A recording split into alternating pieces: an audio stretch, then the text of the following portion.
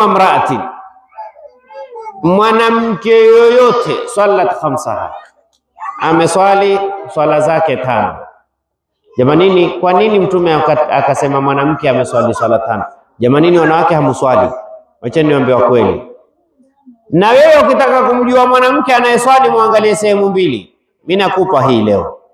Ukitaka kujua mwanamke ambaye kwamba haachi swala, muangalie kwenye sehemu ngapi? Mbili. Sehemu ya kwanza kwenye harusi. Ukiona mwanamke uko harusini, kumeadhiniwa, anatafuta sehemu ya kwenda kuswali, jua huyo mashaallah swala zake 100. Manake mwanamke harusi, utafikiri ni harusi ya mtoto wa Mtume sallallahu.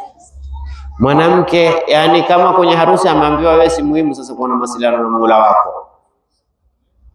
Sehemu ya kwanza. Sehemu ya pili kwenye kifo. Tena atajitia mashughuli kuingia jikoni hivi, basi atakuswali halitoswali. Kisha Mungu atamsamehe. Mungu atamsamehe yeye, atakupokeleaje dua yake wewe mwenyewe hujaswali? Ukiona mwanamke kwenye mazishi, ameenda mazikoni, kumeadhiniwa akakimbia kuswali, jua mwanamke ni tabu kuacha swala.